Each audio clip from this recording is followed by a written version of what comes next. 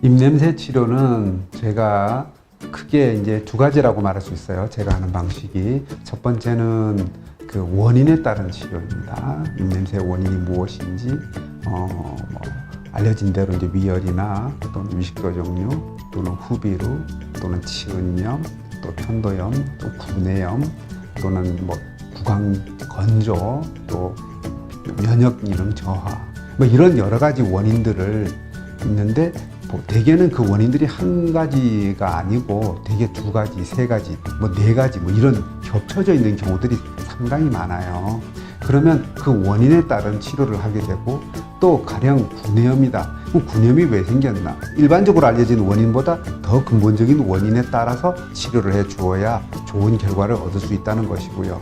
그리고 여러 가지 원인들이 생겼을 때, 그러면 이거 선후를 어떤 것들을 먼저 치료를 하고, 그 다음에 나중에 어떤 것들을 치료해야 될까?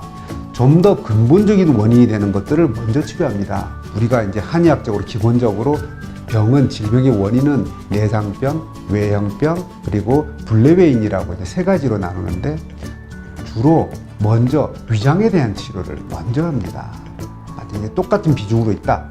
그랬을 때는 먼저 위장에 대한 위열이나 위식도 역류로 인한 것들을 먼저 치료하고, 그 다음에 다른 염증이라든지 또는 후비루라든지 또는 면역기능 저하라든지 이런 것들을 치료하고, 그리고 진액이나 이런 데 해당되는 구강 건조, 입에서 텁텁하게 나오는 냄새를 치료하는 그런 것들을 나중에 치료하는 단계별 치료를 하게 되죠.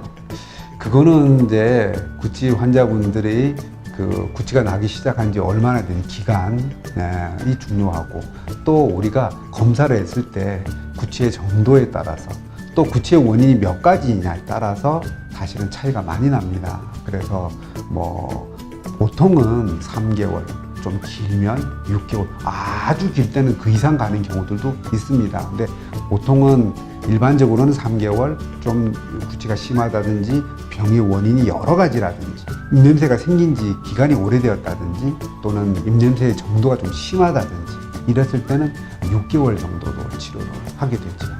검사에는 이제 처음 오시면 제가 이제 진맥을 하게 되고요. 그 다음에 구취의 정도가 어느 정도인지 그걸 측정하는 구취 측정을 하게 되고, 또 그리고 구취가 어디에서 나오는 구취인지, 구취의 이제 종류별로 구취가 나오는데, 우리가 사실 입에서 나오는 가스의 양을 측정하는 거예요. 근데 그 구취를 유발하는 가스가 우리가 크게 세 가지라고 말할 수 있습니다. 그래서 가스의 종류에 따라서 각 가스의 양을 측정을 해서, 가스가 나왔을 때 이게 위장에서 내원한 것인지 또는 입안에서 나오는 것인지 무슨 염증이나 이런 걸로 문제에서 나오는 것인지를 이제 구별을 해서 이 원인이 무엇인지에 대해서 또 그 원인별로 어느 정도인지를 측정하는 것이 있고요.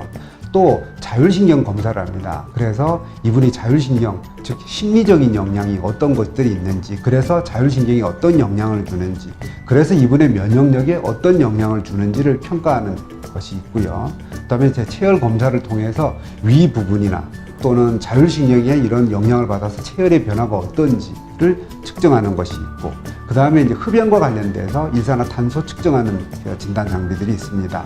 그리고 구강 건조와 관련돼 가지고 입안의 건조도가 어느 정도인지를 측정하는 구강 수분 측정기를 이용하는, 그래서 구강 내 수분 측정을 하는 그런 검사 장비들이 있습니다. 그래서 그런 검사를 통해서 구취의 정도를 알게 되죠.